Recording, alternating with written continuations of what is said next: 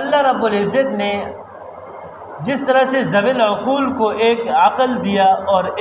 پھر اس کے بعد ایک راہ سجا دی، راہ بتلا دی، اسی طرح ہر ایک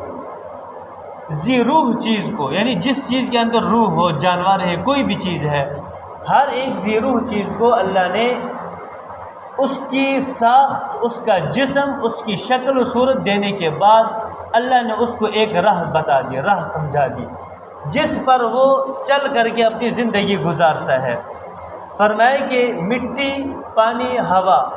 ان چیزوں سے جو بھی چیز پیدا کی گئی ہے اس کے اندر ادراک ہے، اس کے اندر ایک شعور ہے، اگرچہ اس شعور کو ہم انسان نہیں سمجھ سکتے، لیکن اس کے اندر ایک شعور ہوتا ہے، اور وہ اس شعور کے مطابق جو ہے وہ اپنی زندگی کو جو ہے وہ بسر کرتے ہیں۔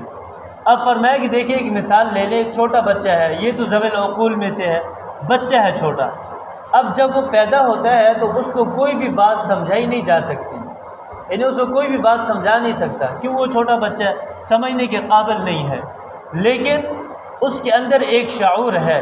ایک ادراک ہے اس کے اندر کہ وہ اپنی ضروریات کو پورا کرنے کے لیے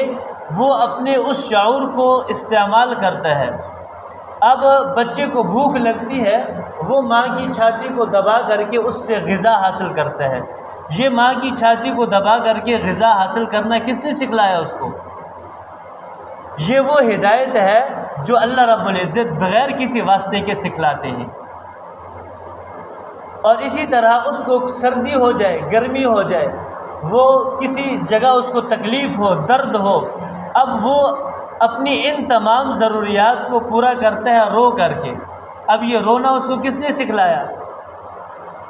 یہ اللہ کی ذات نے وہ ہدایت فرمائی جو بلا واسطہ اللہ کی طرف سے ہدایت ہوتی ہے۔ تو یہ فرمایا کہ یہ اللہ کی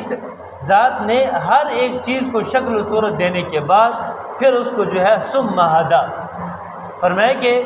قال ربنا الذي اعطى كل شيء خلقه ثم هدى، ہر ایک چیز کو پیدا فرمانے کے بعد اللہ نے اس کو ایک راہ پر چلا دیا۔ تو یہ وہ چیزیں ہیں۔ اسی طرح آپ دیکھیں جانور ہیں،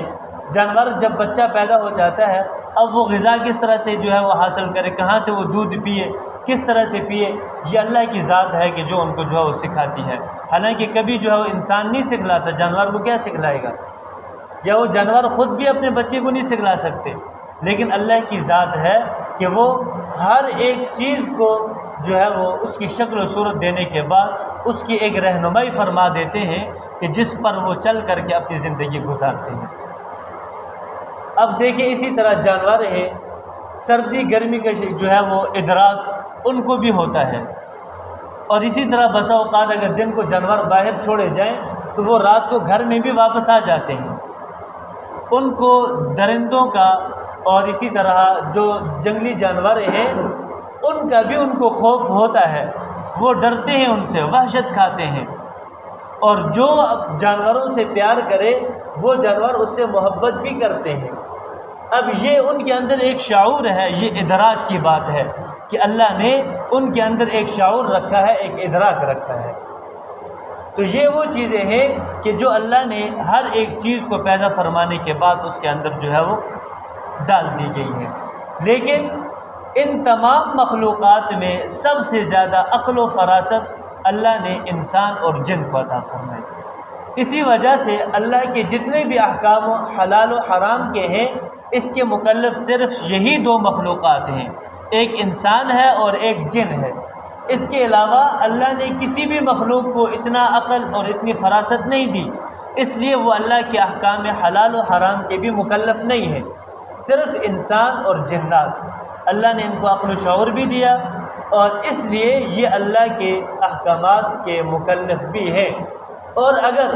یہ اپنی زندگی کے اندر اللہ کے احکامات کو پورا نہیں کرتے، حلال و حرام کی تمیز نہیں کرتے، تو ان سے پوچھ ہوگی، پکڑے جائیں گے۔ اور اگر یہ دنیا کے اندر اللہ کے احکامات کو پورا کرتے ہیں، حلال و حرام کی تمیز رکھتے ہیں، تو آخرت میں جا کر کے ان کو اجر بھی دیا جائے۔